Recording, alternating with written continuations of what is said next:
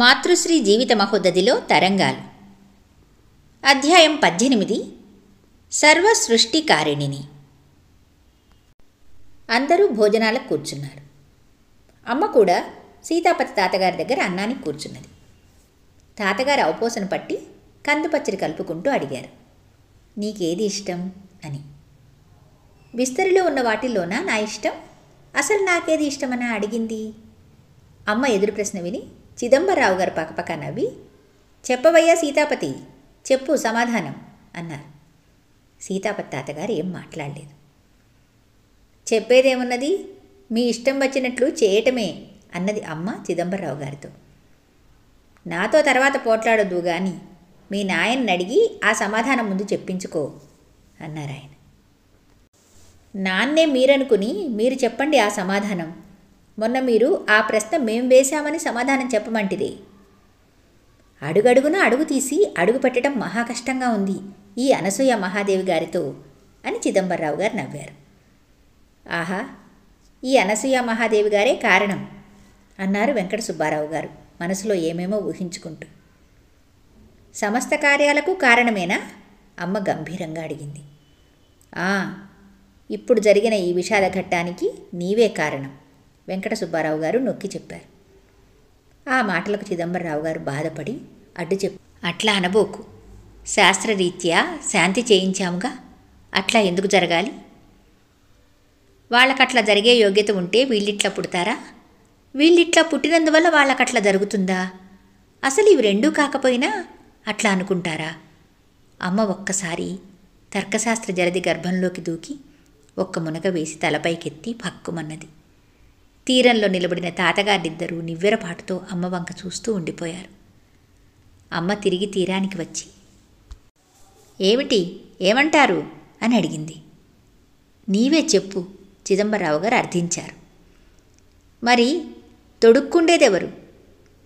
చిదంబరరావు గారు పక్కున నవ్వి, గాంభీర్యంలో చమత్కారం, చమత్కారంలో గాంభీర్యం, దీనిని కావ్యంలో అయితే రసాభాస అంటారు అని అలంకార శాస్త్రం నెమరుకు తెచ్చుకొని, పరిహాసం మాని ఆ ప్రశ్నకు సమాధానం చెప్పమ్మా అని వినయంగా అడిగారు.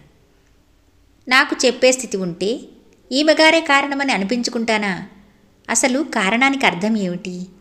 కారణానికి అర్థం తెలిస్తే కార్యాలన్నీ తనే అవుతాడా? చెప్పండి తాతగారు, తొందరగా చెప్పండి. అమ్మ మాట కంఠము కూడా ఉద్రిక్తమయ్యాయి. అమ్మ మాటల్లోని ఆవేశము, అర్ధస్ఫూర్తి అమ్మ ముఖంలోకి తాతగారి దృష్టిని ఆకర్షించుకొని ఆకట్టుకున్నాయి. వెంటనే వారి సర్వేంద్రియాలు నిశ్చేతనములైనాయి. అందరూ చేసే భోజనాలు మాని చిదంబరరావు గారిని చూస్తూ ఎవరి నోట ఏ మాట లేక మౌనంగా ఉండిపోయారు. అమ్మ మెల్లగా లేచి చెయ్యి కడుక్కొని వాకిట్లోకి వెళ్ళింది. అక్కడున్న ఎవరూ అమ్మ వెళ్ళటానికి గమనించలేదు. అమ్మ వాకిట్లో ఉన్న నులక మంచం మీద పడుకున్నది. అరగంట గడిచింది. అందరికీ స్పృహ కలిగింది. అందరికీ అప్పటిదాకా నిద్రపోయి అప్పుడే లేచినట్లు, ఏ లోకం నుండో అప్పుడే ఈ లోకంలోకి దిగివచ్చినట్లుగానూ ఉన్నది. అందరూ ఆపిన భోజనాలు చేయడం పునః ప్రారంభించారు. కొద్ది క్షణాలు గడిచేసరికి చిదంబరరావు గారికి అమ్మ జ్ఞప్తికి వచ్చింది. చుట్టూ చూచారు, ఎక్కడా కనిపించలేదు. లోగడ జరిగిన సంభాషణ కూడా స్మృతికి వచ్చింది. భోజనం చేయకుండా వెంటనే లేచి వాకిట్లోకి వచ్చారు. మంచం మీద ఎవరో పెద్ద ముత్తైదువ పడుకున్నట్లుగా కనిపించింది. ఎవరా పెద్ద ముత్తైదువా? ఎవరా అని దగ్గరకు వచ్చేసరికి ఆమె రంగమ్మ.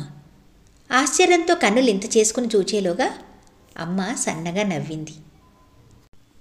ఎంత భ్రమపడ్డానమ్మా అని అమ్మను ఎంగిలి చేత్తోనే నిమురుతూ చిదంబరరావు గారు, ఏం సూరమ్మ తల్లి అనగానే, నన్ను సూరమ్మ అంటారే, ఆదెమ్మను. ఏమి పేర్లు ఈ పేర్లు? నేను సూరమ్మనుగాను, ఆదెమ్మనుగాను. సోదెమ్మవులే, అది సరే గాని ఎందుకు అట్లా కనపడ్డావు? చిదంబరరావు గారు ఇంకా ఆశ్చర్యం నుంచి తేరుకోలేదు. ఎట్లా చూచేవారికి అట్లా కనపడతాను. విస్మయ సాగరంలో తీరం చేరుకుంటున్న వాడిని మరొక తరంగం లోపలికి నెట్టివేసినట్లు చిదంబరరావు గారికి తగిలింది ఆ వాక్యం. అంతలో అందరూ భోజనాలు ముగించుకుని బయటకొచ్చారు. ఎందుకురా తింటూ తింటూ వచ్చావు? అమ్మాయి జ్ఞప్తికి వచ్చిందా అని వెంకట సుబ్బారావు గారు చిదంబరరావు గారిని అడిగారు. జ్ఞాపకం వచ్చేదేమున్నది, ఎప్పుడూ ఉంటూనే ఉన్నది. కానీ ఈవేళ ఏదో మాయ కప్పినట్లున్నది. మాయ నీకే కప్పటమేమి, అందరికీ కప్పిందిగా. అమ్మ అక్కడి నుండి లేచి, ప్రయాణం ఎప్పుడు నిశ్చయించారు తాతగారు అని అడుగుతూ బయటికెళ్ళింది.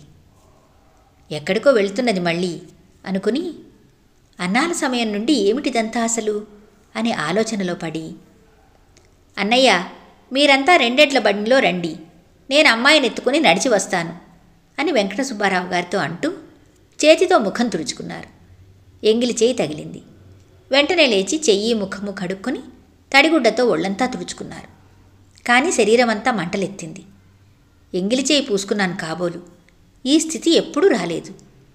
మరుపు అంటే ఏమిటో ఎరుగను అనుకుంటూ వెళ్ళి స్నానం చేశారు. దీనిని బట్టి గంగరాజు పున్నయ్య గారి స్థితి ఏమిటో, అయినా అమ్మాయిని ఒంటరిగా కూర్చోబెట్టుకుని అడగాలి అనుకుని పున్నమ్మగారి వద్దకు వెళ్ళి తెల్లవారుజామున ప్రయాణం సంగతి హెచ్చరించి వాకిట్లోకి వచ్చారు. అమ్మ ఒంటరిగా అరుగు మీద కూర్చున్నది. చిదంబరరావు గారు పలకరించారు. అమ్మ పలకలేదు. పలకని అమ్మను కదిలించడానికి సందేహించి, మా అమ్మ ధ్రువుడల్లే కనపడుతూ ఉంది అనుకుంటూ ఆయన అట్లాగే నిలబడ్డారు. ఒక పావుగంట పిమ్మట అమ్మ కదిలినట్లు తోచింది. ఏం చేస్తున్నావమ్మా, అందరూ పడుకుని నిద్రపోతున్నారు, నీవు కూడా పడుకుందువు గానిరా అని అమ్మను పిలిచారు. నేను వస్తాను, మీరు వెళ్ళి పడుకోండి. నిన్ను అర్థం చేసుకోవడం కష్టమమ్మా, ఎట్లా జరగవలసి ఉన్నదో ముందు కాలం అని ఆయన కూడా అరుగు మీద కూర్చుని అమ్మను ఒడిలోకి తీసుకున్నారు. గడ్డం పట్టుకొని ముఖంలోకి పరికిస్తూ, నీ సంగతి ఏమిటో చెప్పమ్మా, వినాలని ఉన్నది అన్నారు. వినటం ఎందుకు, కంటున్నారుగా. అమ్మ బుగ్గ మీద ముద్దు పెట్టుకుని ఆనందాశ్రువులతో తన చెంపలు తడుస్తుండగా, అమ్మా అనసూయ, నీవేమిటో చెప్పు అని చిదంబరరావు గారు ఆవేశంగా ఆర్తితో అడిగారు. నేనేమీ లేదు, అందరి వంటి దానిని, ఎందుకట్లా ఏడుస్తున్నారు? అందరి వంటి దానివే కానీ చిన్నతనంలో ఈ ప్రసంగాలన్నీ ఆలోచన కలిగిస్తున్నాయి అన్నారాయన. కొంతకాలం ఇద్దరి మధ్య మౌనంగా ప్రవహించిపోయింది. చిదంబరరావు గారు మెల్లగా కంఠం సవరించుకుని, పున్నయ్య గారి సంగతి అడుగుతా, నిజం చెప్పవు అని బ్రతిమాలారు. ఇప్పుడు మీ సంగతి ఏమిటో, నిన్న పున్నయ్య గారి సంగతి కూడా అదే. ఇప్పుడు మీ స్థితి మీకు తెలుస్తున్నది. ఆయన సంగతి అంతే, చెప్పేదేమీ లేదు. ఆ వివరణ అమ్మకు ఇష్టం లేదని తేల్చుకున్న చిదంబరరావు గారు విషయం మార్చక తప్పింది కాదు. ఇంతకు బాపట్ల వస్తావా? నాకు అంతకు రావాలనే ఉంది. అంతకు అంటే అంతటకు అనా? ఇంతకు అంటే ఏ అర్థం ఉందో అంతకు అంటే ఆ అర్థమే ఉంది అన్నదమ్మ. ఇంతకు చెప్పవు అడిగారు చిదంబరరావు గారు. చెబితే అర్థం కాదు, అర్థమయ్యేటట్లు చెప్పమనేగా అడగటం అన్నారాయన. చెబితే అర్థం కాదు తాతగారు, ఇంత తాపత్రయం నిన్న ప్రొద్దున లేదుగా. పున్నయ్య గారిని చూచినప్పుడు వారిని గురించి ఆలోచన లేదుగా. మీకు కలిగిన అనుభవాన్ని పురస్కరించుకొని పున్నయ్య గారిని గురించి ఆలోచన వచ్చింది. అవును నిజమే, నీవు అట్లా మాట్లాడుతూ ఉంటే ఆనందంగా ఉండి అడుగుతానమ్మా. అవును నిజమే, మీకు అర్థం కాక కాదుగా అంటూ అమ్మ గోడన ఉన్న మట్టి పెళ్ళలు వలుచుకొని తిన్నది. అదేం పనమ్మా, మట్టి తినకు, కడుపులో బల్లలు పెరుగుతాయి. ఆమె మా అమ్మ తాతగారు. ఆ మాట చిదంబరరావు గారికి అర్థం కాక, మీ అమ్మ రంగమ్మ అయితే ఈమెందుకవుతుంది అని అడిగారు. ఆ అమ్మ పోతూ ఈ అమ్మను చూపించింది. ఆ అమ్మ వలె ఈ అమ్మ పోయేది కాదు. ఎన్ని బళ్ళు ఎన్ని కార్లు మీదుగా పోయినా, తిట్టినా తన్నినా, మలమూత్రాలు విసర్జించినా, ఏమి చేసినా సమస్త జనానికి అన్నం పెట్టేది ఈ తల్లే. అన్ని వేళలా అన్ని వస్తువులకు ఆధారమైంది ఈమె. అందుకే ఈ భూమిని నేను ప్రత్యక్ష దైవంగా, మాతృదేవిగా భావిస్తాను. ఇంకా వివరంగా చెప్పాలమ్మా అన్నారాయన. ఇప్పుడే చెప్పమంటారా? వద్దులే, మనం పోతూ పోతూ చెప్పుకుందాం బండిలో. ఇప్పుడు ఎన్ని గంటలైంది తాతగారు? 2 ఉంటుంది. అందరినీ లేపి బండి కట్టించండి, తెల్లవారేటప్పటికీ పొన్నూరు చేరవచ్చు అందరూ బయలుదేరేటప్పటికీ 3:30 అయింది. అందరూ ఒకే బండిలో ఎక్కారు. రెండవ ఒంటెద్దు బండి దొరకలేదు. అనుకున్నట్లుగా చిదంబరరావు గారి సంభాషణకు అవకాశం చిక్కలేదు. అమ్మ బండి తొట్టిలోకి ఎక్కి, తాతగారు, నేను బండి తొట్టిలో కూర్చోనా అని అడిగింది. కూర్చోనా అని అడుగుతావేమమ్మా? కూర్చోలేదు తాతగారు, అటుగా ఎక్కాను. మీకు కూర్చున్నట్లుగా కనబడుతున్నానా? పొట్టిదానివి కదూ, భూమికి జానెడెత్తున ఉంటావాయే. అవును, భూమికి జానెడెత్తున ఉంటాను, అమ్మ నవ్వింది. లోపలగానా పైగానా? చిదంబరరావు గారు చమత్కరించారు. లోపల గానా బయట బజానా అన్నది అమ్మ వెంటనే. ఆ ఉర్దూ పదాలు అమ్మ ఎక్కడ విన్నదని చిదంబరరావు గారు చకితులవుతుంటే అమ్మ అడిగింది, ఇంతకు భూమికి జానెడెత్తునా లోపలనా పైన? లోపలెట్లా ఉంటావమ్మా, పైనే. మరిందాక భూమి మీద జానెడెత్తున అనలేదుగా, భూమికి జానెడెత్తున అన్నారు. నా మీద భూమి ఉన్నట్లుగా ఉంది మీ మాట. ప్రతి అక్షరంలో నుంచి అర్థం తీస్తావమ్మా అన్నారాయన. వ్యర్థమైన అర్థాలు కావు కదా అన్నది అమ్మ. నీ మాట ఏదీ వ్యర్థం కాదమ్మా, అంతా సార్థకం. ఎవరికి సార్థకం అంటారు? సాధకులకా? అయినా నా దృష్టిలో సాధకులే లేరు. అంతలో బండిలో సామానంతా సర్దారు. అందరూ ఎక్కారు. తాతగారు, నేను నడిపేదా బండి? అమ్మ అమాయకంగా అడిగింది. బండేమిటి తల్లి, అంతా నడుపుతావు. నడిపేవాడిని బట్టి అంతా నడుస్తుందా తాతగారు? ఈలోగా నల్లకాసిం వచ్చి ఎద్దులను అదిలించాడు. ఒక ఎద్దు త్వరగా కదిలింది, రెండవది కదల్లేదు. గట్టిగా కొట్టగానే దెబ్బతిన్న ఎద్దు ముందుకు లంఘించింది, రెండవది వెనక్కు తగ్గింది. దగ్గరగా కూర్చుంటే చాలా విషయాలు మాట్లాడుకోవచ్చు, మీరు కూడా తొట్లోకి రండి అని అమ్మ చిదంబరరావు గారిని పిలిచింది. తోలేవాడు కూర్చోవద్దా అమ్మా? వాడికి చోటున్నది. అక్కర్లేదు, నేను ఎద్దుల తాళ్లు పట్టుకొని నడుస్తాను, ఖాసిం అందుకుని చెప్పాడు. తాతగారు, ఖాసిం అన్న మాటలు వినపడ్డాయా? నడవలేడమ్మా అంతసేపు. నడిపించగలవాడు నడవలేకపోవటమేమిటి అని అమ్మ సత్యాన్ని చమత్కరించింది. చిదంబరరావు గారు దొప్పలపొడి దాటిన తర్వాత తొట్టిలోకి వస్తానన్నారు. కానీ దొప్పలపొడి దాటగానే బండి బోల్తా పడ్డది. కానీ ఎవరికి దెబ్బలు తగల్లేదు. అంతా సర్దుకుని మళ్ళీ బండెక్కారు. తాతగారు, మనం బండిలో అన్ని సంగతులు మాట్లాడుకుందాం అనుకున్నాం కదూ? ఇంకా పొన్నూరు చాలా దూరం ఉందిగా, మాట్లాడుకుందాం. అయినా ఈ బండి బోల్తా పడి ఎవరికి దెబ్బలు తగలకుండా ఉండి ఒడ్డున పడడానికి ఎవరున్నారో అదృష్టవంతులు. పడటానికి ఏ అదృష్టవంతులున్నారో, రెండిటికి ఒకరేనా? పడటానికి, పడకుండా ఉండటానికి, దెబ్బలు తగలడానికి, తగలకుండా ఉండటానికి రెంటికీ కారణం ఒకటేగా అని అమ్మ ప్రశ్నార్థకమైన సత్యాన్ని వెల్లడించింది. బండి నడుస్తూ ఉన్నది. రామచంద్రాపురం రోడ్డు తిన్నగా వచ్చాక ఎద్దులు రెండు కుమ్ముకున్నాయి. బండి కలతపడి కాడితాళ్లు తెగి సుడిపడ్డాయి. అమ్మ తొట్టిలో నుంచి క్రిందకు దూకింది. పడిపోయినట్లుగా అందరికీ కనిపించింది. అమ్మో, బిడ్డ పడిపోయింది, అందరూ ఒక్కసారి ఆక్రోశించారు. అంతలో బండి వెనుకకు వాలి అందరూ వెనుకకు దొర్లారు. అమ్మ నవ్వుతూ వారి వద్దకొచ్చి, నేను ముందు పడ్డాను, మీరు వెనక పడ్డారు. ముందు నేను పడ్డాను, నా వెనక మీరు పడ్డారు. నేను చిన్నమ్మాయిని ముందు పడ్డాను, పెద్దవారంతా నా వెంట పడ్డారు అన్నది విలాసంగా. ఎన్ని అర్థాలుగా అన్నావమ్మా? చిదంబరరావు గారు విస్మితులైనారు. అందరూ లేచి సర్దుకున్నారు. అమ్మకు చిదంబరరావు గారికి మినహా మిగిలిన వారికి కొద్ది గాయాలైనాయి. అర్థాల కోసం అనలేదు, జరుగుతున్నది అంటున్నా. అర్థాల కోసం అనలేదు సరే, జరుగుతున్నది సరాసరి చెప్తే సరిపోదు, ఇన్ని రకాలుగా ఎందుకు? ఇంతకు చిదంబరం, ఏమిట్రా అమ్మాయి అనేది అని వెంకట సుబ్బారావు గారు అడిగారు. చాలా ఉన్నది అర్థం, ఇప్పుడప్పుడే తేలేటట్లుగా లేదు. ఇంటికి వెళ్ళిన తర్వాత తీరికగా కూర్చోబెట్టుకొని అడగాలి. చిదంబరరావు గారు అలవాటైన వాయిదా వేశారు. బండి సాగింది. అమ్మ చిదంబరరావు గారు తొట్టిలో కూర్చున్నారు.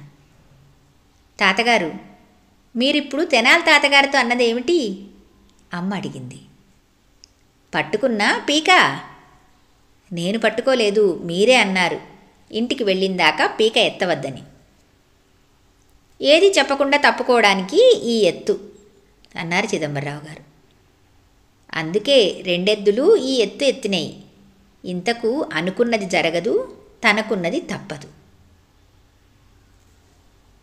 ప్రతి వ్యక్తి అనుభవంలోనూ అడుగడుగునా ఎదురై ఓదార్చే సత్యము, ప్రతి వ్యక్తి మనసులోని ఊహా జగతికి లోకానుభవానికి మధ్య నిలిచే సమన్వయ సూత్రము, పరాజితుడైన మానవుడు కారణం కోసం ఆకాశంలోకి తల ఎత్తి చూచినప్పుడు అంతరంగం పలికే సమాధానము, సర్వమతాల సకల శాస్త్రాల సారము అయిన ఆ మహావాక్యాన్ని అమ్మ నోటి వెంట అలా నిర్లిప్తంగా నిసర్గంగా వినగానే చిదంబరరావు గారు ఆశ్చర్యానందాలతో పులకితాంగులై, అన్నయ్య అని పెద్దగా కేకవేసి, విన్నావా అని అడిగారు. ఏమిటి వినబడలేదు నాయనా? ఆ సమాధానం మరిడమ్మగారి నుండి అనుకుని, అన్నయ్య నిద్రపోతున్నాడా ఏమిటి పిన్ని అని అడిగారు. పలికింది నేనేరా అన్నారు వెంకట సుబ్బారావు గారు. దానిని గురించి అన్నదమ్ములిద్దరూ తర్కించుకున్నారు. అది విని మరిడమ్మగారు, నేను కాదు నాయనా అన్నది. ఇందాకటి నుంచి అరుచుకున్నారు కానీ దేనిని బట్టి మీకు అనుమానం వచ్చిందో చెప్పండి అని అమ్మ చిదంబరరావు గారిని అడిగింది. గొంతును బట్టి. గొంతు మీ కంటికి కనబడలేదుగా. ధ్వనిని బట్టి. ధ్వని కూడా కాదు, నిజం చెప్పండి అడిగిందమ్మ. పోని నేను చెప్పినవి చాలటం లేదుగా, నీవు చెప్పు చిదంబరరావు గారు అన్నారు. మీరు నాకు చాలేటట్లు చెప్పలేకపోవటం కాదు, చిన్నపిల్లకు నిజం చెప్పడం ఏమిట్లే అని. పోనీ నిజం నీవు చెప్పరాదు. తాతగారు మిమ్మల్ని ఏమిరా అనేవారు, ఏమి నాయనా అని తాతమ్మంటుంది. తాతగారు పొరపాటున నాయనా అంటే అది విని మాటను బట్టి మోసపోయి తాతమ్మ అనుకున్నారు. పలికింది తాతగారి. ధ్వని కూడా కాదు మీ అనుమానానికి కారణం. ఏదో ఆలోచించేటప్పుడు ఆలోచనలో ఈ మాటలోని భావాన్ని కానీ శబ్దాన్ని కాదు మీరు గుర్తించింది. అప్పుడు శబ్దానికి కూడా ఆధారం భావమే అయింది. స్పష్టంగానూ స్ఫుటంగానూ ధారాళంగానూ అమ్మ మాట్లాడే తీరు చూచి వెంకట సుబ్బారావు గారు ఆశ్చర్యంతో, ఏమిటో మహారాణి గారు తీర్మానం చేస్తున్నారే అన్నారు. నేను మహారాణిని కాదు తాతగారు, సర్వసృష్టికారిణిని. విస్మయానందాలతో వారి మేనులు ఒక్కసారి పులకరించాయి. వారి మేధామండలాల్లో ఒక్క మెరుపు మెరిసింది. పరిసర ప్రకృతి పరమానందంతో పరిమళించింది. పవనుడు భక్తితో ప్రదక్షిణాలు చేసినట్లు అక్కడే సుడి తిరిగాడు. ఆకాశం నుండి దేవతలు జయజయధ్వానాలు సలిపినట్లుగా మేఘమాలికలు మెత్తగా నినదించాయి. బండి ఆపు కాసిం.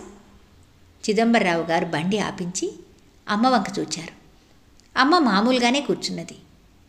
మళ్ళీ అనమ్మా, అవసరం కలగలేదుగా. ఇందాక భూమి తల్లి అన్నావు, ఆమె అన్నింటికీ ఆధారం అన్నావు, ఇప్పుడు సర్వానికి నేనే ఆధారం అంటున్నావు. సర్వానికి సర్వము ఆధారమే అన్నది అమ్మ. తరంగం వెంట తరంగం పెద్ద పెట్టున వచ్చి మీద పడి ఊపిరి సలుపుకోనివ్వనట్లు వాక్యం వెంట వాక్యం అమ్మ నోట వెలువడి చిదంబరరావు గారిని ఉక్కిరిబిక్కిరి చేస్తున్నాయి. వారి మనోవిహాయసంలో అమ్మ పలికే ప్రతి మాట ఒక్కొక్క నక్షత్రమై నిలిచిపోతున్నది. బండి పొన్నూరు సమీపించింది. చిదంబరరావు గారు అమ్మతో మాట్లాడాలనుకున్న విషయ ప్రస్తావన కూడా జరగలేదు.